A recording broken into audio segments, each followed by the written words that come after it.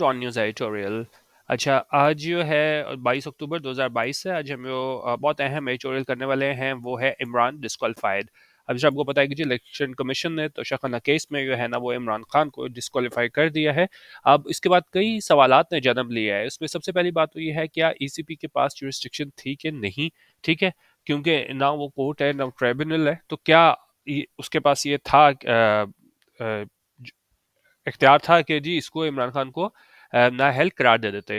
ठीक है, और उसके बाद दूसरी चीज़ जो बहुत ज़्यादा आपने टीवी पे सोशल मीडिया पे देखी होगी कि जिस आर्टिकल के तहत जो है ना कॉन्स्टिट्यूशन के इसे नाअहल किया गया है वो बेसिकली है क्या 63(1) पी ऑफ द कॉन्स्टिट्यूशन। ठीक है, तो अब इस पे आपको काफ़ी ज़्यादा जो है ना कोई जब भी कोई एडिटोरियल हो या कहीं पे भी कोई प्रोविजन का जिक्र हो कॉन्स्टिट्यूशन का, कोशिश किया करें एग्जैक्ट प्रोविजन पढ़ा करें। यहाँ पे मैंने वो भी लिख दिया, उसको भी हम देखते हैं। अब इसको कई तरीके से इंटरप्रेट किया गया है। अगर हम इसको 63(1) पी की प्लेन लैंग्वेज देखें तो वो हमारे पास क्या है, वो हमारे पास है कि ये आर्टिकल 63(1) पी क्या कहता है, of the constitution says an individual is for the time being disqualified from being elected or chosen as a member of the Majlis Shura parliament or of a provincial assembly under any law for the time being in force।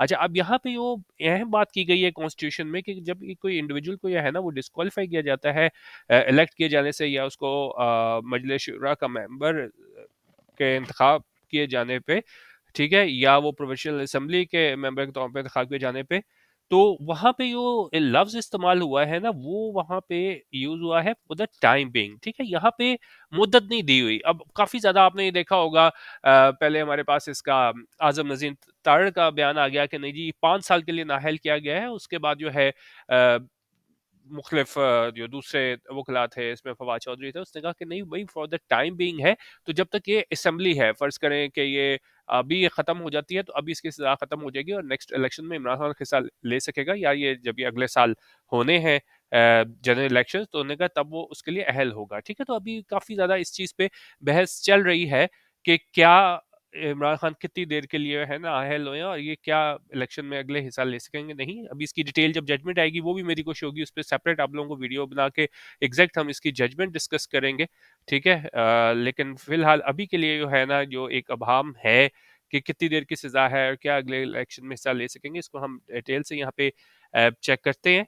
और बाकी इसमें जो है ये meanings वगैरह मैंने लिखे हुए हैं, इसको आप WPS ऑफिस में पढ़ लीजिएगा पीडीएफ डाउनलोड करके।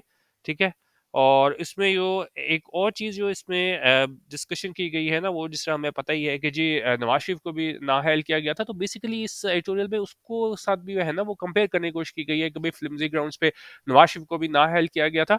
तो अब बेसिकली इन लोगों की कोशिश ये है कि भाई दोनों को नाअहल कर दिया ताकि कोई इस तरह की चीज़ की जाए कि जी उसको की नाअहली को भी ख़त्म किया जाए और वो नेक्स्ट जनरल इलेक्शन में हिस्सा ले सके। ठीक है, तो बेसिकली कोशिश सारी उसके लिए की जा रही है, उसमें देखते हैं कामयाब होते हैं कि नहीं। तो डिटेल जजमेंट भी हम करेंगे। ठीक है, और उसके अलावा जो है अभी फिलहाल के लिए हम ये वाला एडिटोरियल देख लेते हैं। ठीक है, बाकी हमारा डीएम एडिटोरियल व्हाट्सएप ग्रुप जो आप लोगों ने ज्वाइन करना हो, जब हम डेली एडिटोरियल वीडियो शेयर करते हैं तो ये तफसील दी हुई है, ये आप पढ़ लीजिएगा। ठीक है, अच्छा अभी देखते हैं कि जी Imran Khan disqualified. Unica, within days of sweeping to victory on 6 of the 7 National Assembly seats he had contested in the October 16 by polls, former Prime Minister Imran Khan has been disqualified from being chosen as or remaining a member of Parliament under Article 63(1) of the Constitution. ठीक है, अच्छा अब उन्होंने कहा with in days, क्या with in days of sweeping के दिनों के अंदर, जब इसने क्या है स्वीप टू विक्ट्री किया। स्वीप टू विक्ट्री होता है कि जब आप इजीली कोई जीत जाते हो, और यहाँ पे क्या है इलेक्शन की बात हो रही है, जब आसानी से ये जीत गया उसके दिनों के अंदर। कब? On 6 of the national assembly seats कि ये जीता था नेशनल असेंबली की 7 में से 6 सीटें ही had contested in the October 16 bypolls, जिसमें इसने मुकाबला किया था अक्टूबर 16 के बाय पोल्स पे।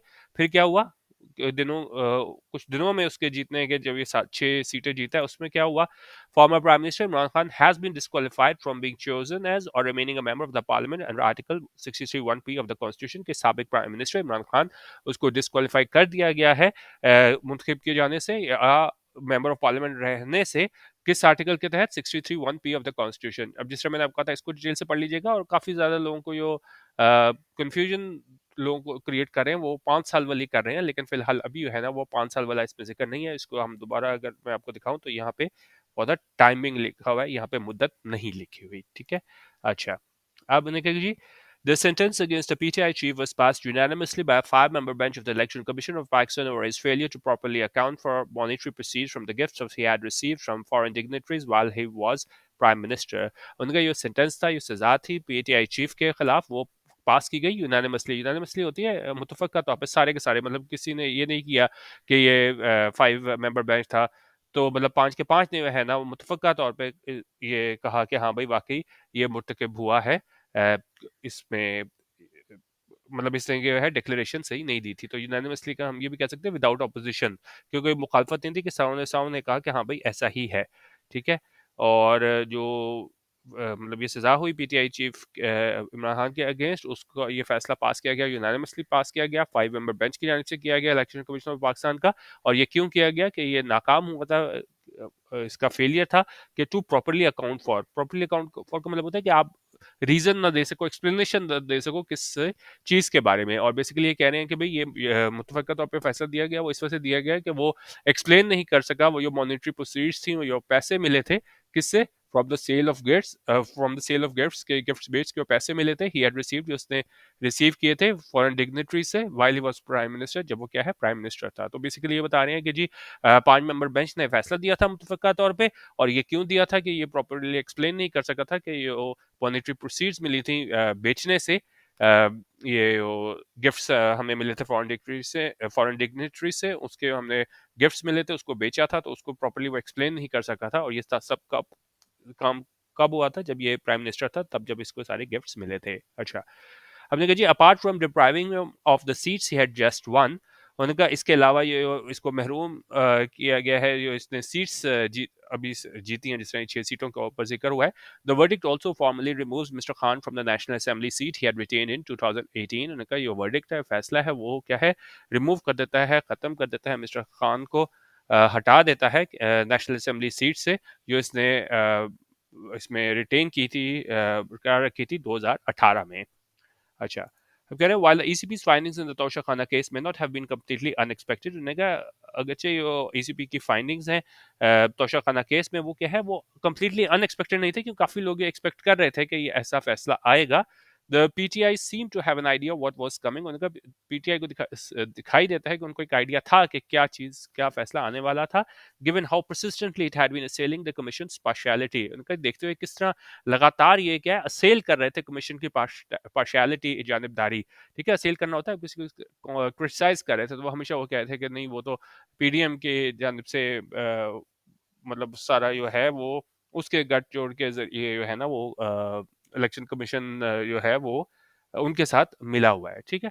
तो उन्होंने कहा कि जी अनएक्सपेक्टेड नहीं था, ऐसा ही ख्याल किया जा रहा था, क्योंकि जिस तरीके से जो है ना इस पे तनकीद करते थे पीटीआई वाले, उन्हें भी आइडिया था कि क्या होने वाला है।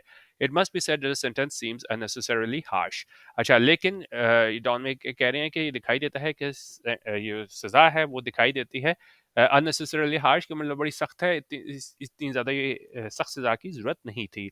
अब यहाँ पे एक चीज़ बयान करके कि भाई वो सख्त सज़ा जो है वो सख्त है, उसको अब मिला रहे हैं, जो नवाज शरीफ की सजा हुई थी। और जैसा मैंने आपको बताया ये सारा कुछ जो सारी प्लानिंग है, सारा कुछ ही इसी तरह से हो रहा है कि वो इस तरीके से शो किया जाए कि भाई आप फ्लिमजी ग्राउंड्स पे अगर आप ना हेल्प कर देते हो तो दोनों को किसी तरह वापस लाया जाए। बेसिकली ये है, क्योंकि आजकल जो देखें मकबूलियत पीटीआई की बहुत ज़्यादा है, तो एक वाहिद जो जरिया पीएमएलएन को नज़र आ रहा है वो यही है कि किसी तरह नवाज शरीफ को जो है ना वापस लाया जाए और उसके नाअहली ख़त्म की जाए और नेक्स्ट जनरल इलेक्शन में उससे है ना हिस्सा दिलवाया जाए। वही उनको उम्मीद नज़र आ रही है, और इसीलिए है ना ज़ाहिर है वो अकेले को तो उन्होंने नाअहली ख़त्म करनी नहीं थी, तो उनकी कोशिश है कि किसी तरह इसको इमरान खान को साथ मिला के भी, तो असल मकसद क्या है कि नवाज शरीफ की नाअहली को ख़त्म किया जाए, उसी को यहाँ पे आगे सपोर्ट करेगा एडिटोरियल।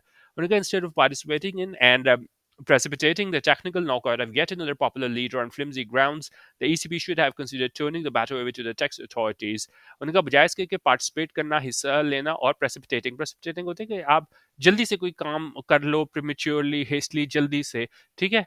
तो उन्होंने कहा बजाय इसके कि आप इसमें पार्टिसिपेट करते ईसीपी वाले, और इन्होंने क्या किया, जल्दी से टेक्निकल नॉकआउट किया एक और पॉपुलर लीडर का, किस पे, फ्लिमजी ग्राउंड पे। फ्लिमजी होता है इंसब्सटेंशियल, मतलब ऐसे ही इतने ज्यादा ग्राउंड्स थे ही नहीं कि हम कह सकते हैं कि भाई इसको नाअहल किया जा सके, लेकिन उन्होंने कहा कि जिस तरह एक माजी में पॉपुलर लीडर को नाअहल किया गया, इसी तरह यहाँ पे भी फ्लिम्सी ग्राउंड्स पे है ना एक और पॉपुलर लीडर को टेक्निकल नॉकआउट कर दिया गया।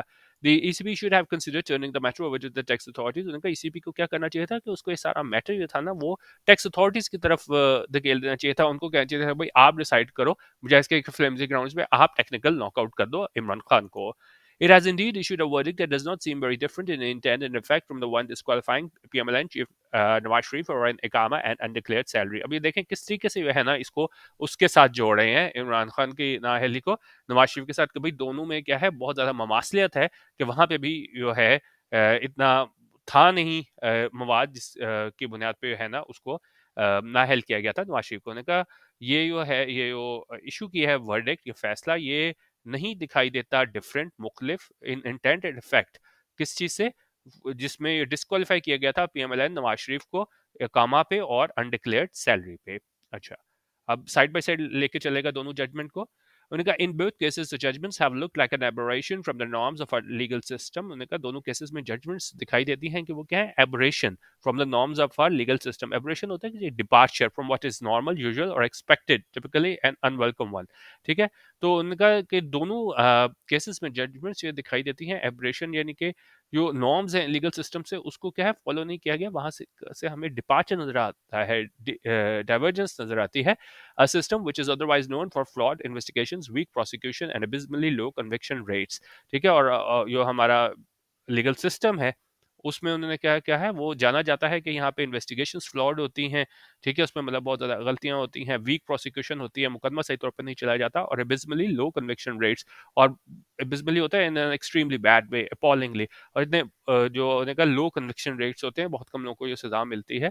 ठीक है, तो उस हवाले से ये सिस्टम जाना जाता है और वहाँ पे जो है ना इन्होंने ये दोनों जजमेंट्स जो है ना ये दिखाई देती हैं एब्रेशन, जहाँ पे जो नॉर्मल आप कह लें कोर्स ऑफ एक्शन है उसे फॉलो नहीं किया गया। ठीक है, अच्छा करेंगे जी। It is also difficult to believe that justice was done in either case because both leaders seem to have been handed disqualification verdicts after they fell out with the all-powerful establishment। उन्होंने कहा ये भी बड़ा मुश्किल है इस चीज़ को believe करना, यकीन करना कि इंसाफ किया गया था किसी भी केस में, क्योंकि दोनों लीडर जो है ना वो दिखाई देते हैं कि उनको डिस्qualify किया गया कब after they fail out with all powerful establishment. Fall out का मतलब होता है कि जब आपको किसी से आर्ग्यूमेंट हो, डिसएग्रीमेंट हो और उसमें क्या है रिलेशनशिप खत्म हो जाए।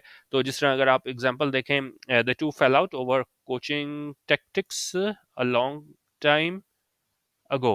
ठीक है, तो यहाँ पे फॉल आउट ये है कि जब आपका दूसरे से कोई आर्ग्यूमेंट हो जाए और क्या है ताल्लुक खत्म हो जाए। तो उनका ये दोनों लीडर्स को जो है ना ये नाअहली का फैसला उनका कब आया था, जब इनके ताल्लुकात जो है ना वो खराब हो गए थे किसके साथ, पावरफुल एस्टैब्लिशमेंट के साथ। ठीक है, for that reason alone, even if the ECB's intent and legal reasoning may be right, few will expect the verdict will hold up under the test of time। ठीक है, बहुत इंपॉर्टेंट लाइन एडिटोरियल की कि मेरा अपना ये ख्याल है कि ये डिसीजन जो है ना आगे चल के ओवररूल हो जाएगा। ठीक है, इसमें काफ़ी ज़्यादा इश्यूज हैं, उसको हम अलहदा भी डिस्कस कर लेंगे, लेकिन अभी के लिए अगर हम देखें तो उन्होंने कहा कि ईसीपी की जो इंटेंट है, लीगल रीजनिंग है, अगर वो सही भी हो, लेकिन बहुत कम लोग इस चीज़ से एग्री करेंगे कि वर्डिक्ट क्या करेगा, होल्ड अप करेगा under the test of time. कि आगे चल के जब इस पे मजीद बहस होगी ऊपर जब इसको चैलेंज किया जाएगा तो यकीनन उन्होंने कहा ये होल्ड अप नहीं कर सकेगा, यानी कि ये बहुत चांस है कि ये डिसीजन क्या है ओवररूल हो जाए।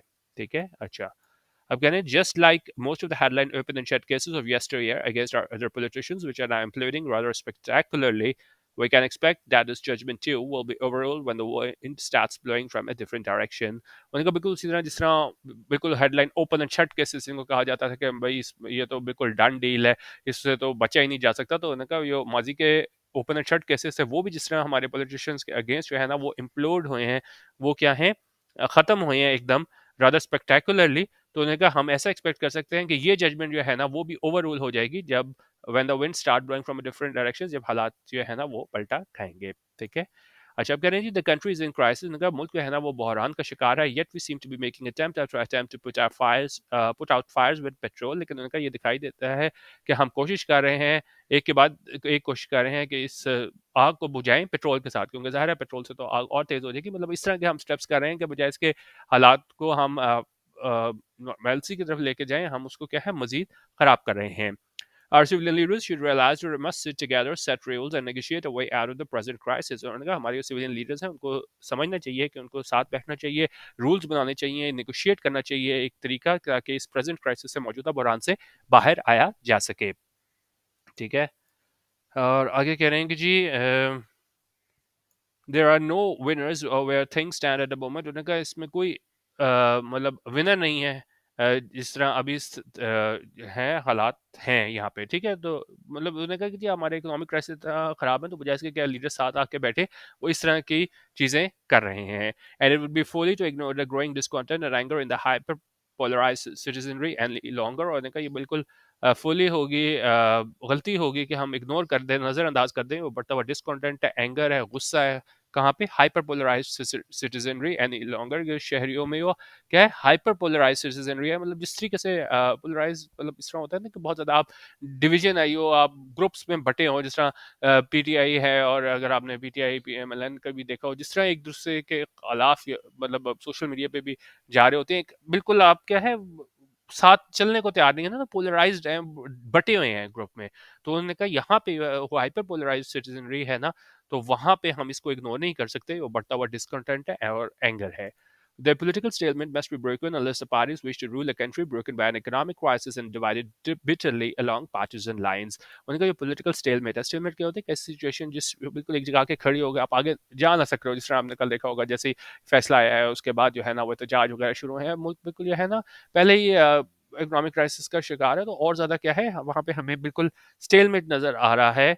और इसके लिए स्टेलमेट के लिए अच्छा वर्ड हमारे पास यहाँ पे डेडलॉक भी आ जाता है, इम्पास भी आ जाता है, ठीक है। तो उन्होंने कहा ये पॉलिटिकल स्टेलमेट है उसको क्या है ख़त्म किया जाना चाहिए unless the parties wish to rule a country. उन्होंने कहा अगर जो है ना वो पार्टीज नहीं चाहती कि वो इस रूल करें मुल्क को, जो ब्रोक हो किससे? इकोनॉमिक क्राइसिस से, माशी बहरान से, and divided bitterly along partisan lines, और क्या है वो तकसीम हो पार्टीजन लाइंस पे, ठीक है, मतलब कि एक ग्रुप को सपोर्ट करे, एक दूसरे पार्टी को सपोर्ट करे, उस पर क्या है डिवाइडेड हो। There will be little left but ashes to rule if things continue in the manner that they have in the past few months. और उन्होंने कहा नहीं बचेगा कुछ सवाए एशेस के to rule if things continue in the manner, अगर इसी तरह जो है ना वो हालात जारी रहे that they have in the past few month, जिस तरह पूरे पिछले महीने में जारी रहे हैं। तो उन्होंने कहा कि आप पॉलिटिकल लीडर्स हैं उनको ही कुछ करना होगा, कुछ नहीं तो बचेगा नहीं। अगर जिस तरह के हालात पीछे जा रहे हैं उसी तरह हम इसको आगे लेके चलें, ठीक है। तो इस पूरे एडिटोरियल में जो डिस्कशन की गई थी वो इमरान खान की डिस्क्वालिफिकेशन से मुतल्लिक थी, ठीक है। और एंड में जाके 63(1)(p को अभी हम इसको मजीद डिटेल देखेंगे कि इसको किस तरीके से इंटरप्रेट करते हैं, कि क्योंकि अभी तक किसी की ना 63(1)(p में डिस्क्वालिफिकेशन हुई नहीं है, ठीक है। तो ये मजीद जजमेंट मैं आपसे ज़रूर डिस्कस करूँगा यहाँ पे। और इसके अलावा जो है ना बेसिकली एंड में जाके अगर आपने देखा होगा किस तरह कंपैरिजन किया गया था इमरान खान और नवाज शरीफ की सज़ा का, और कोशिश यही होगी कि किसी तरीके से जो है ना वो नवाज क्योंकि इसने तो जो है ना ये तो डिसीजन ओवररूल हो ही जाएगा, इसमें बहुत ज़्यादा जो है ना वो चीज़ें हैं। अभी मैं देख रहा था कि इसका तो कोई इशू नहीं, मेन इशू जो है ना इनकी कोशिश होगी पीडीएम वालों की कि इसकी नवाज शरीफ की नाअहली है उसको ख़त्म किया जाए, तो उसी के लिए ये है ना ये सिलसिला भी किया गया है, ठीक है। डिटेल से हम इसको देख लेंगे। बाकी ये डीएमएच और व्हाट्सएप ग्रुप की डिटेल है, आपने ग्रुप ज्वाइन करना हो तो 0312 419 1070 यहाँ पे रब्ता करके पिछले दिन का सैम्पल मटेरियल हासिल कर सकते हैं। वीडियो देखने का बहुत शुक्रिया। अल्लाह हाफिज़। पाकिस्तान जिंदाबाद।